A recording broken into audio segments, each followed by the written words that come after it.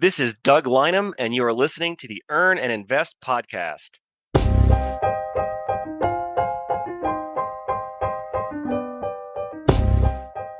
Why do you make the money decisions you make? It is a question I've often asked myself. I remember after my dad died, my mother clung to the narrative of scarcity. She imagined selling our 2-story, 4-bedroom house and moving into a small condo to pay for her 3 boys' college educations. It, of course, never came to fruition. Her business became a huge success, and then she remarried.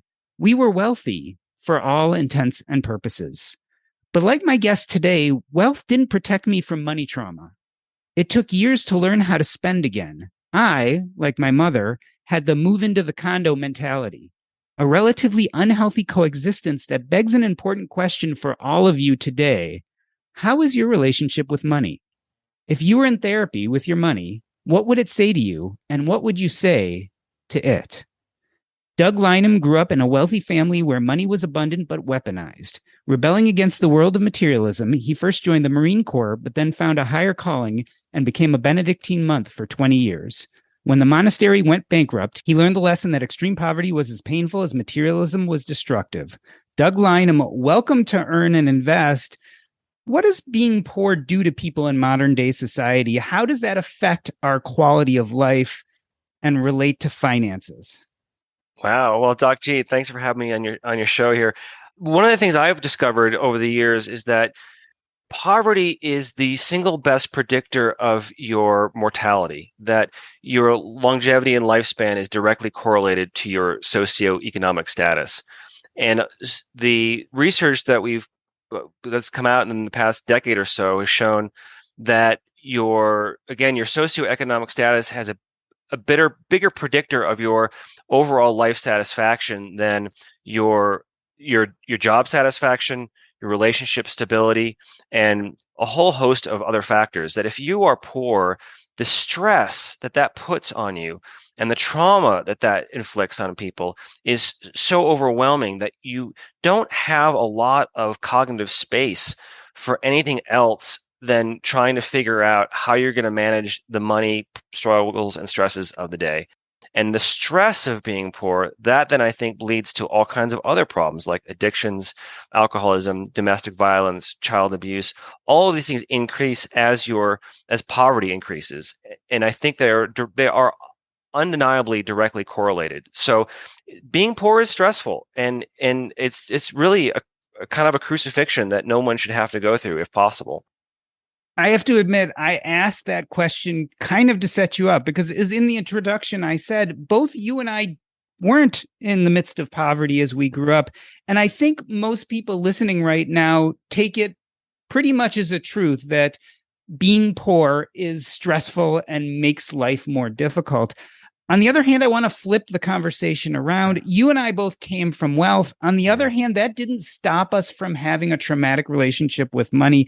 Talk to me about your financial modeling that you received from your parents as a kid. Yeah, well, so my dad was a CEO of a moderately sized corporation. My parents divorced when I was about 7.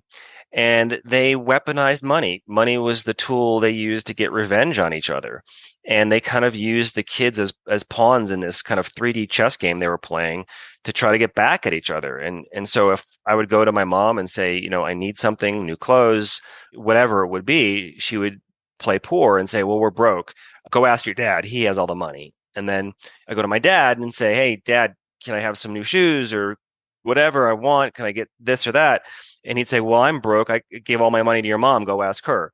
And so there's a kind of gaslighting going on. And when you're a young child, you believe it. So I actually believed the lies that we were financially insecure. So I have this really strong memory of, it's a stupid kind of little anecdote, but I remember going to a Baskin Robbins with my mom and we were ordering ice cream.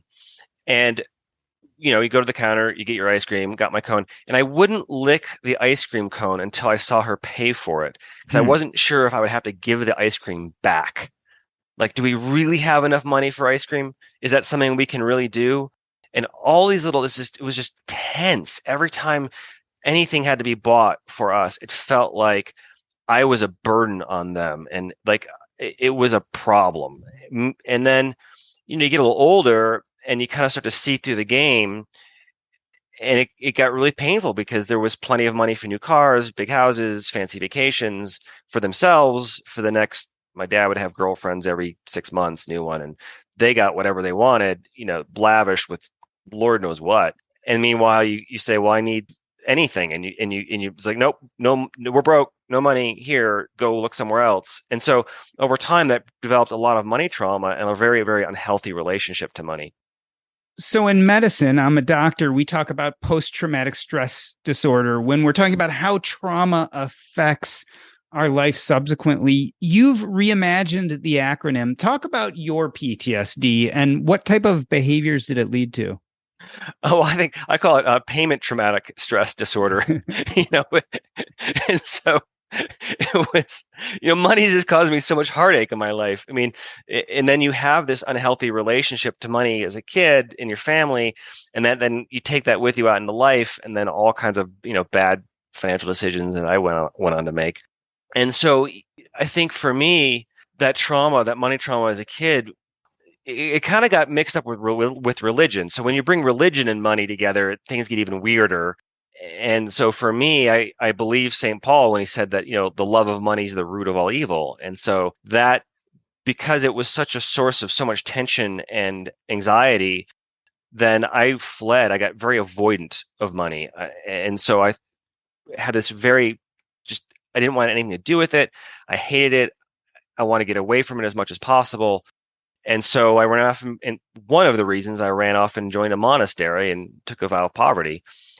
It was also to piss my parents off. That was also part of the reason. It's like, what could be his opposite? What get from my parents' values, and all my brothers, we all reacted in different, very, very avoidant ways towards money. My older brother went off and joined a grunge band. My twin brother ran off and the woods and lived the hippie commune life. And it's like, well, what could I do to rebel?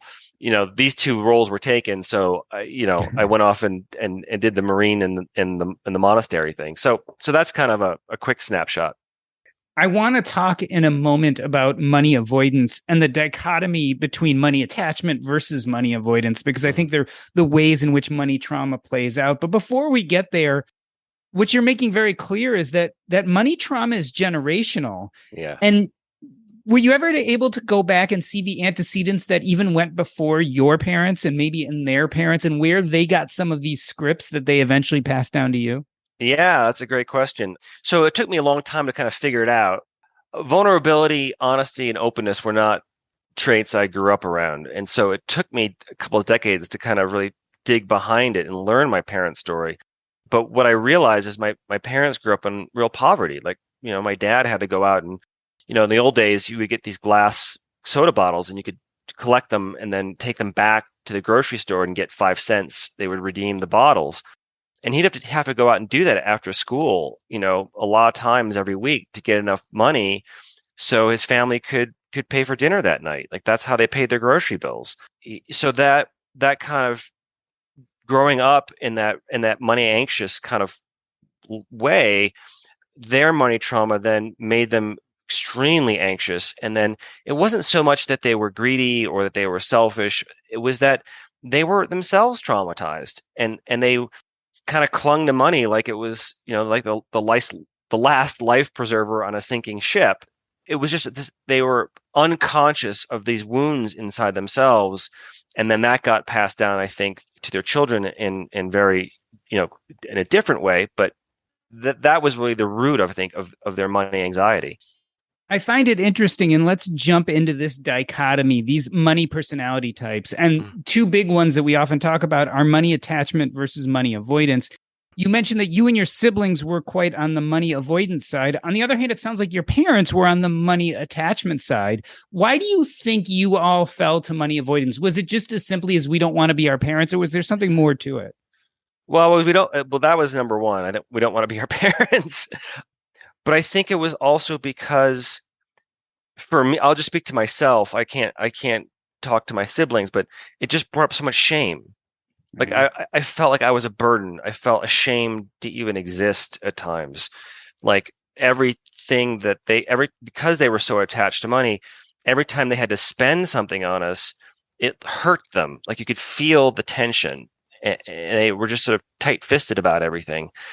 You know, like even paying for college was hard. Like it shouldn't have been hard. There was I actually snuck in and saw my parents' tax returns once, and like there was a lot of money going around, and college should have been a snap, those sorts of things. Yeah, there was just so much shame around money for me. And I still carry that a little bit. It's not 100% gone. I am aware of it. I'm mindful of it, but I think that for me was the root of the money avoidance. I'm going to jump in a moment to where you went with college and your career path. But before I do, I just have to ask, was there ever any reconciliation with your parents? I mean, was there ever a come to Jesus where you could sit down with them and say, hey, this is what this felt like. Yeah. Were you aware of your behaviors and maybe your own issues about money and how they affect your life? Somewhat. With my mom, yes. We've really reconciled really, really well. It's been a very healing, really in the past, just I would say 3 years. The book I wrote From Monk to Money Manager helped. When my parents read the book, it was like, okay, it was all my cards were on the table. When I did the TEDx talk, then my mom saw it. She cried a lot, but understood, but my dad, no, we never really reconciled. That didn't, he passed before that I really had that opportunity. So let's talk about your pathway. I'm interested. You grew up obviously with this money trauma. You developed a somewhat avoidant personality type when it came to it. You didn't want to have money. You didn't want to think about money, certainly. Yeah. Tell us about the path that led to the Marines. Was one directly connected to the other? A little bit. I think with the Marines, what I was kind of lost as a kid. Not a lot of direction, not a lot of guidance from my parents in terms of, and I was looking for meaning. I was looking for community, direction, purpose, challenge. I think the Marines were more because I felt so insecure physically. I grew up kind of as the runt in the family, and I kind of got picked on by my brothers, and my dad was this big jock. Like, he's like 6'3", big football player in college. I'm short, I'm like, 5'9", kind of an ectomorph body type. And, there was this shame even in just my physicality. And so the Marines, I think, were in part to prove I was a real man, but also because I thought, well, I don't have to worry too much about money there either. Like, there's going to be money problems, but everything's kind of taken care of. I didn't want to be in the corporate world. I didn't know where I was to go. And so that felt like I kind of checked all the boxes at the time. And then there were problems there too. So obviously. Let's talk about some of those problems. I'm thinking about my experience. My father died when I was 7, and those college years for me and right after college were really years of growth where I came to terms with having lost a father, what that meant to me, and maybe reliving and working through some of that trauma. I'm wondering how the armed forces are as a place to work through life trauma, because obviously you had this money trauma. It was affecting you and the way you were making decisions. Talk about being in the armed services and having some of those life issues. Well, I didn't stay that long. So it's a little, I have to be honest and just tell people, I didn't go active duties. So I went to Marine Corps Officer Candidate School. I graduated near the top of my class, really loved it. But then for me, what I realized is there were two drugs that don't go well together, which is, unresolved anger and M16. Like, those two things just didn't not good together. didn't mesh.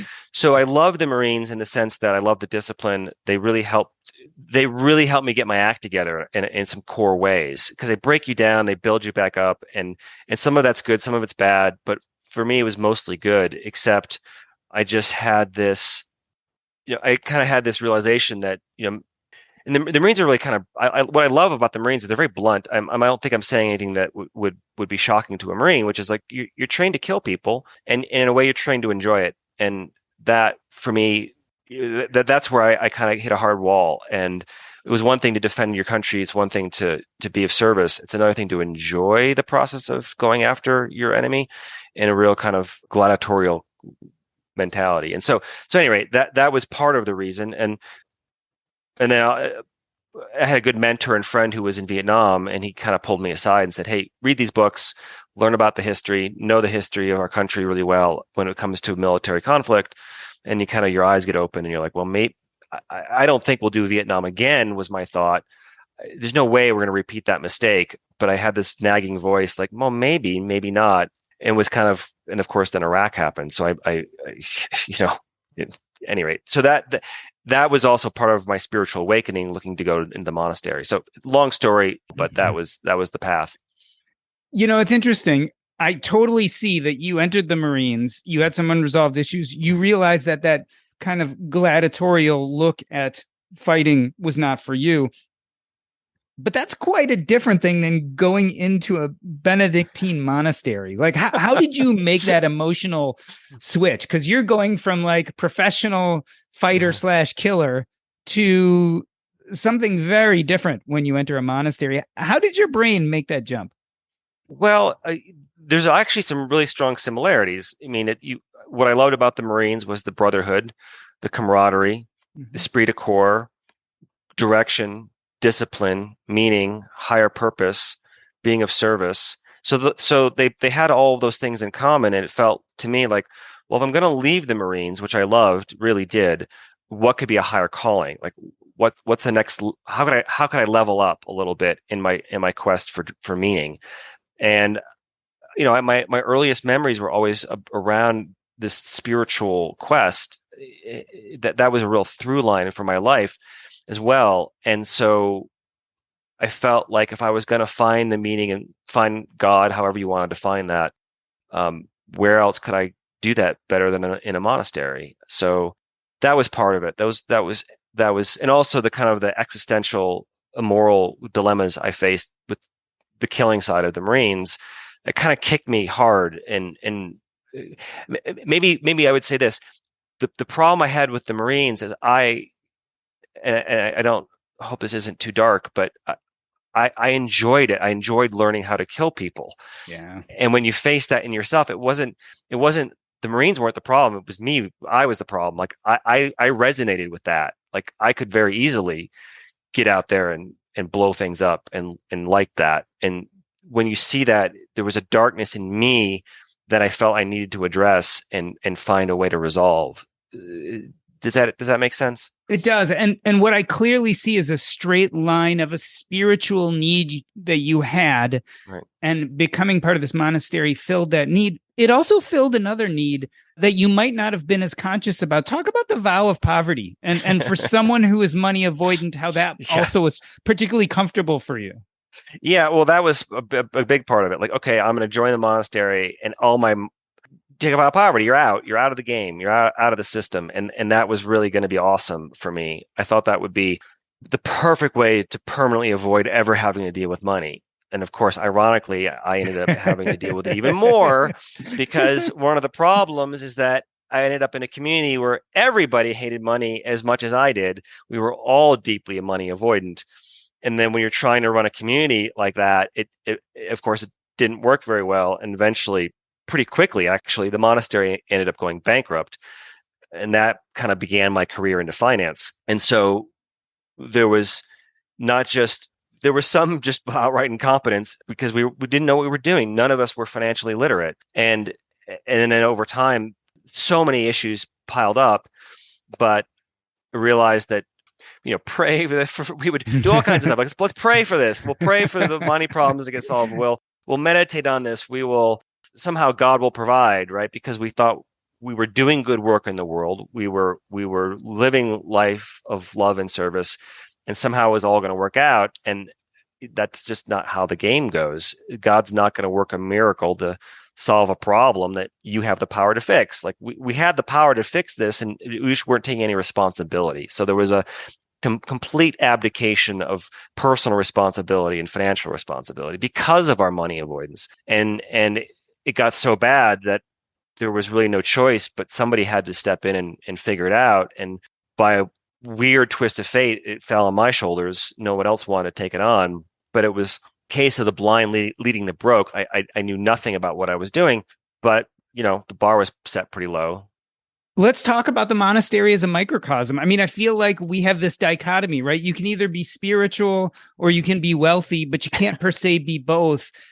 Was it challenging for you to bump up against that and realize, no, I can actually be a good financial advisor to this monastery? I can manage our finances in a way in such that we prosper, and that doesn't take away from our holiness or our spirituality. And talk about how you think that plays out in the world outside of somewhere like a monastery.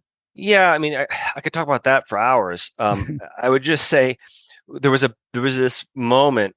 I'll give you one story that kind of set everything up. Is that there was one brother in the community who actually refused to touch money at all for any reason. Like he thought it polluted the soul. And so, he wouldn't touch cash, he wouldn't touch credit cards, debit cards.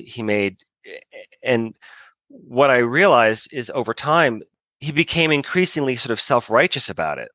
That fed his ego more than anything else. And if you really did believe that kind of crazy mentality that money's going to pollute you by even touching it or having to deal with it, well, what that meant is it pushed all of that onto the rest of us, me in particular. And it's like, well, now I have to deal with it more because you don't want to deal with it at all. We're having all this stress and all these problems and because you don't want to face this stuff. And how is that spiritual or kind? It's not very loving. And he became increasingly sort of self-righteous and judgmental. And it's like what I realized is that poverty can feed your ego just as much as wealth. Both are ego traps either way, because you think you're better than everybody else because you either have a lot of money like my dad, or because you don't have any money or you don't touch it like this other brother. So both are traps. And so the ego will grab onto anything if it's allowed to prop itself up. And so it's actually can be, even the vow of poverty can be anti-spiritual.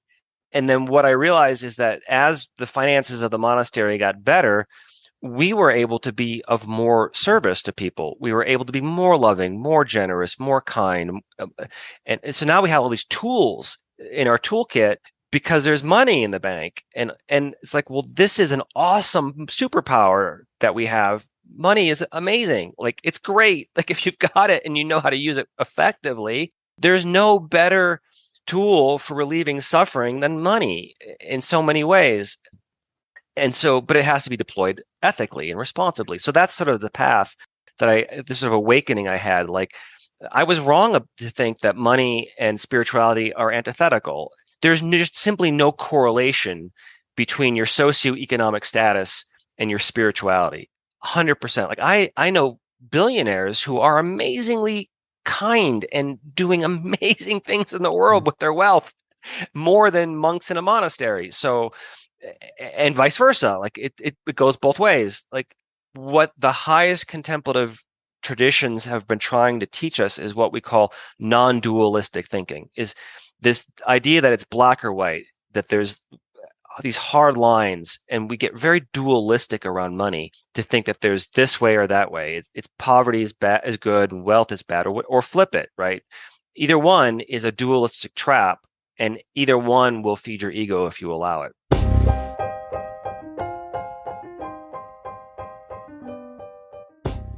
We are talking to Doug Lynam. He went from Marine to monastery to money manager. We're talking money trauma today. We're going to take a short break. I'm Doc G, and this is the Earn and Invest podcast.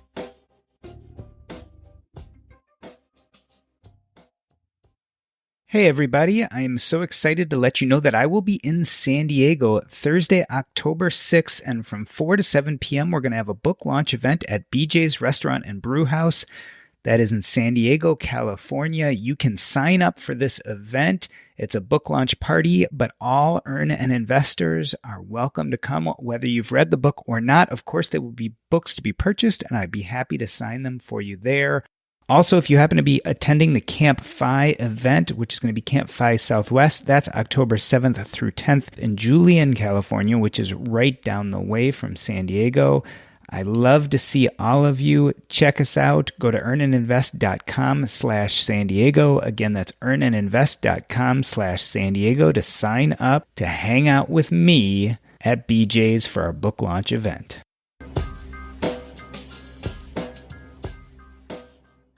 Let me reintroduce you. We are talking to Doug Lynam. He grew up in a wealthy family where money was abundant but weaponized. Rebelling against the world of materialism, he first joined the Marine Corps, but then found a higher calling and became a Benedictine monk for 20 years. When the monastery went bankrupt, he learned the lesson that extreme poverty was as painful as materialism was destructive.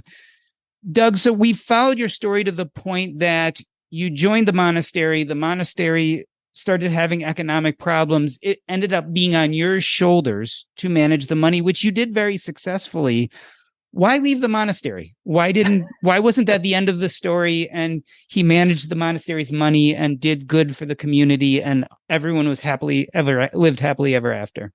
Oh, well, that things can get a little dark there too. But essentially, the simple answer is I wasn't growing spiritually anymore. I also realized I could do more good outside the monastery than inside. Frankly, when I joined the monastery, I was 22, and then by the time I was 42, 20 years later, God, it's a hard question to answer with some integrity and honesty. But I would say that money was a big problem. I could solve the balance sheet for the monastery. What I couldn't do was solve what I call the money monsters that were roaming the halls. All the other brothers were 30 years older than I was at the time, and they still kind of treated me like I was 22 when I was in my 40s. And there was a sort of, it's very hierarchical. It's very rigid in its authority structure. And even after I fixed the balance sheet, there was still a lot of that actually in some ways even created other resentments. Like it was kind of like in their face, like maybe you were wrong about this, and not really wanting to face their money trauma and their money issues.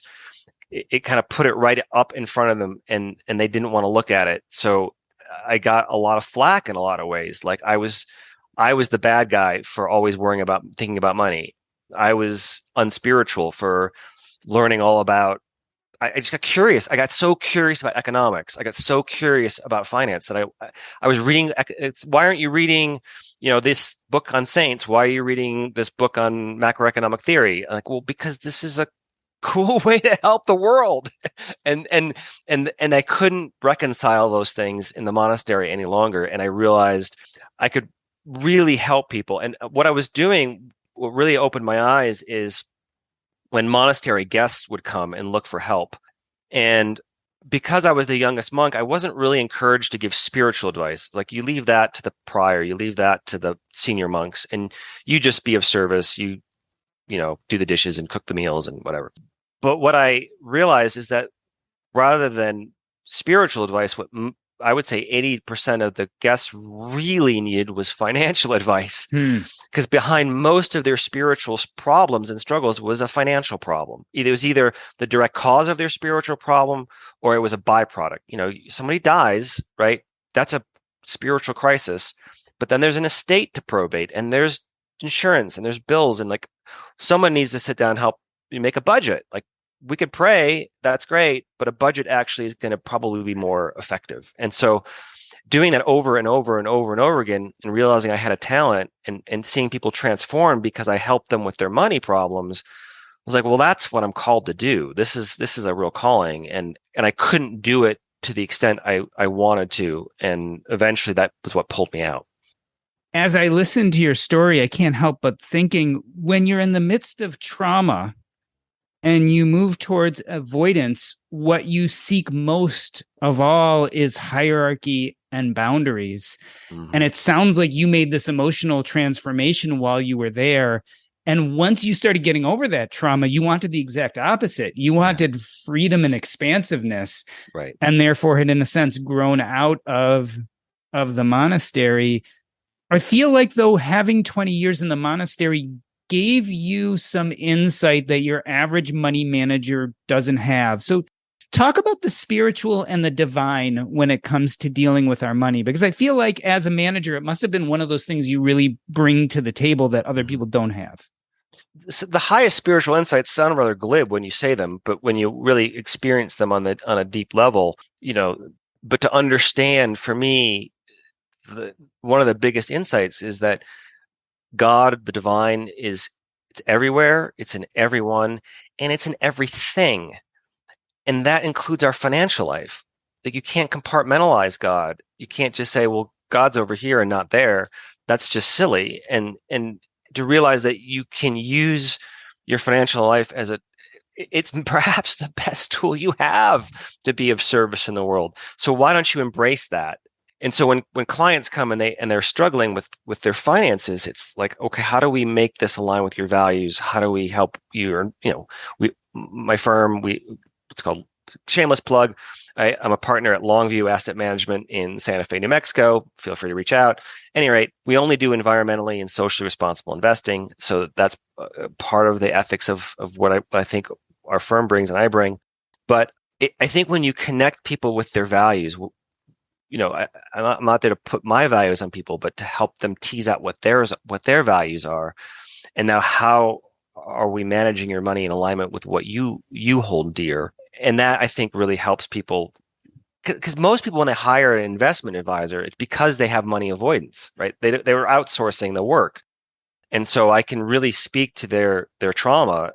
Occasionally we get some people who are really anxious or attached. That's there too, but you can see it really clearly and help them kind of navigate that in a healthy and unique way. Through your religious practices, your time in the monastery, you talk in your TEDx talk about 3 key wisdom practices and how you've translated them into our financial lives. Talk about what those wisdom practices are and how does that play out in dealing with our finances? Yeah, I mean, so there's sort of those 3 things are contemplation, compassion, and then action.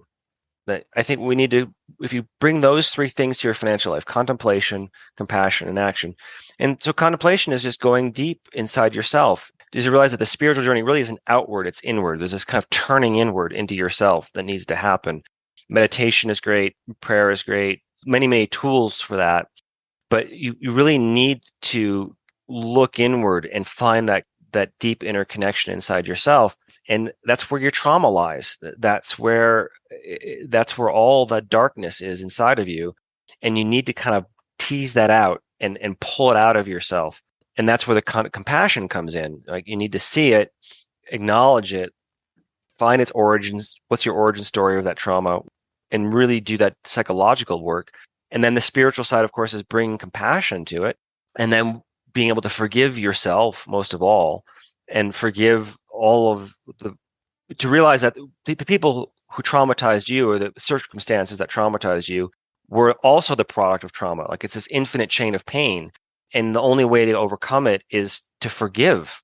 There was a great line Lily Tomlin said, forgiveness means giving up all hope for a better past, right? You gotta let it go. And then, of course, you have to take action, right? You have to then, I have what I call the holy trinity of finance, which is earning, saving, and investing, right? So you need to then take action to make sure you're earning enough, you're saving appropriately, and you're investing to build up your financial future. So that's the rough framework. I want to stick on this compassion piece for a moment, because I think self-compassion is so important. Talk to me about the act of forgiving yourself. What has that looked like in your life, and how does that play out? That's a hard one, because it's maybe the hardest one, right? Because for me, what that looks like is, and I see this, I've seen this in others, in my Christian tradition, and again, very ecumenical, open to all traditions. It's not, I'm not here to push anything. I'm just saying this is my path. But in Christianity, there's a lot about forgiveness of others. And I think for me, forgiveness starts by forgiving other people first. And for me, it was realizing that you kind of got to forgive all of reality itself for the way it is. And then maybe you can forgive yourself next. Like, if the whole world is deserving of love and compassion, if everyone else is deserving of love and compassion, then maybe you are too.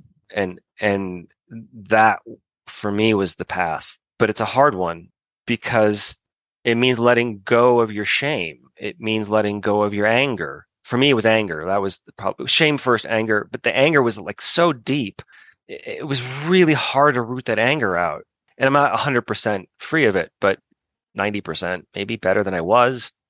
And so it's going to manifest in a lot of different ways, but for me, the anger was projected outward. I was projecting my inner anger outward at the world and other people and whatever. And so, but you gotta, the hard part is you gotta see it and you gotta feel it and you gotta acknowledge it and you gotta stop avoiding it. Like for me, it's just the money avoidance and the anger and shame avoidance were kind of all tied together. And so that was for me what had to happen. And then practice the art of forgiveness to myself because I mean, I just grew up with so much shame. I was just ashamed to even exist. So that was tough. That was tough.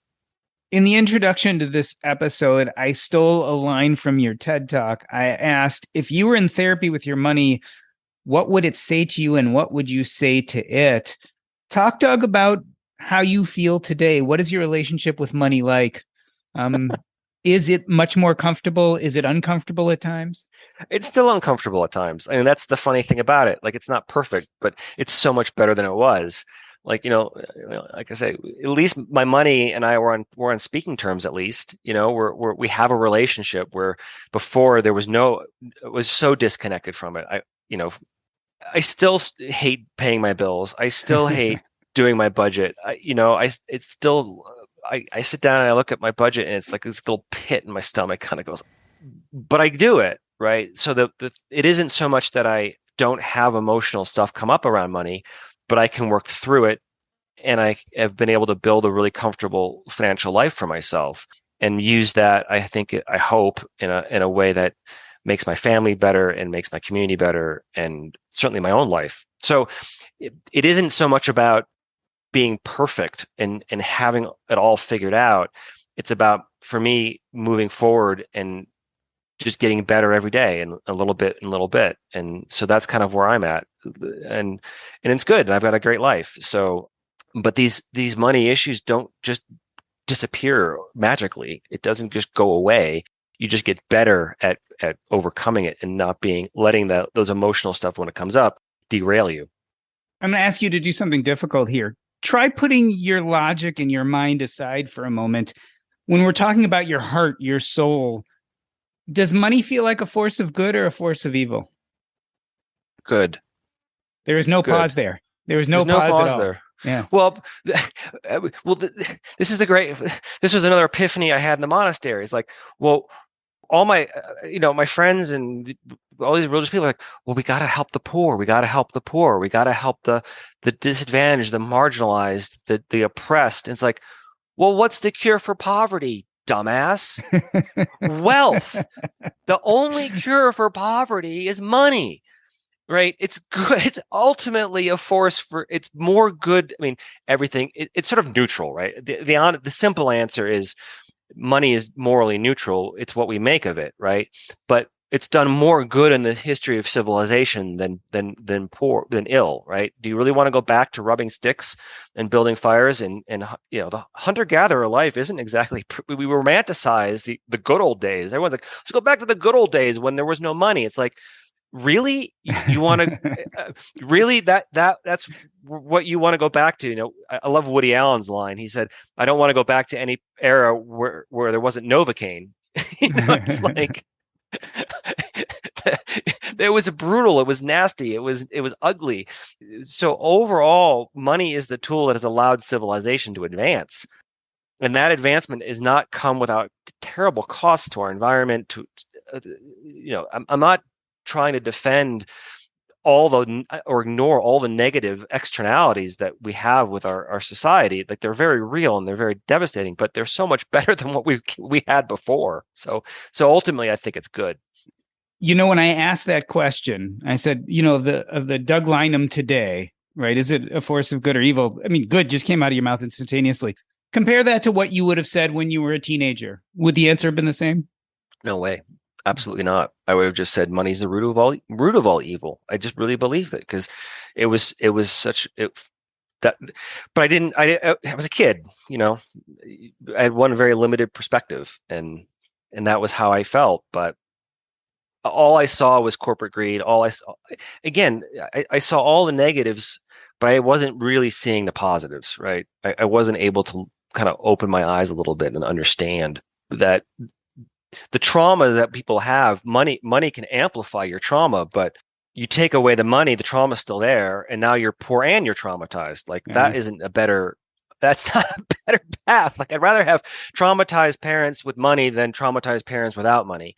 And maybe I see this with my fiance. I'm getting married in October, and she grew up just the opposite. She grew up in a fairly poor family in Louisiana. Back I tease her. I tease her about growing up in a swamp. That's not really true. Mhm. But she had all the trauma and no money, and that was a lot harder. Like so, the trauma piece is the problem, not the money.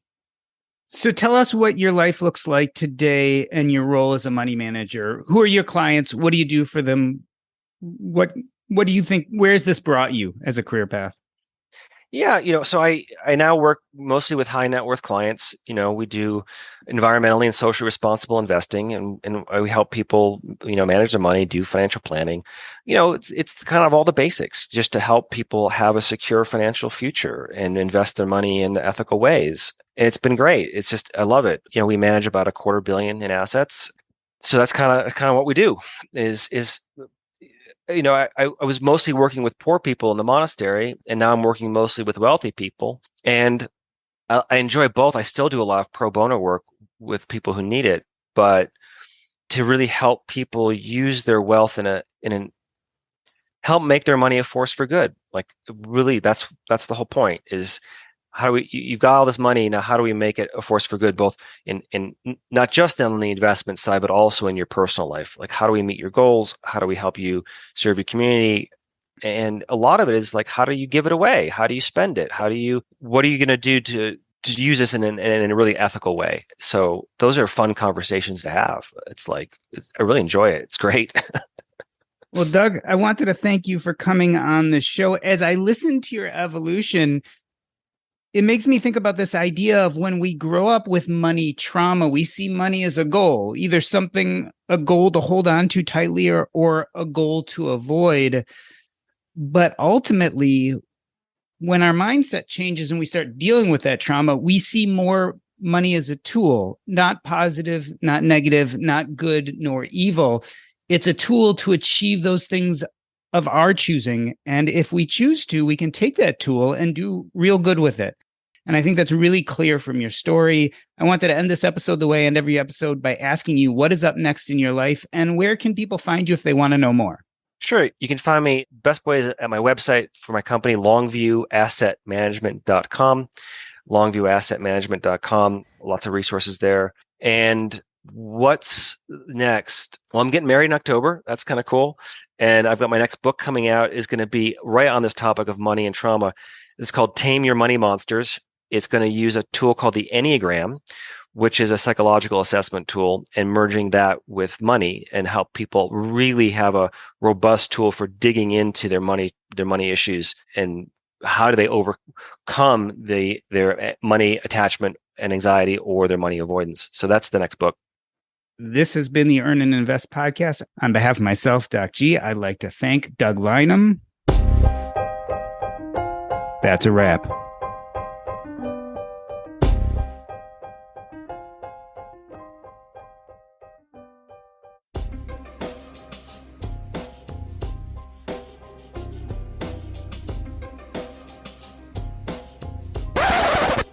All right, I'm keeping the audio going just so we can chat. So tell me what we didn't talk about. Like, I love your story, first and foremost, before you answer that. I love your story, and I love this arc of where it led you, because I think a lot of us are stuck in our money traumas and just don't know how to get out. So tell me, were there things that we didn't talk about that you wish we did?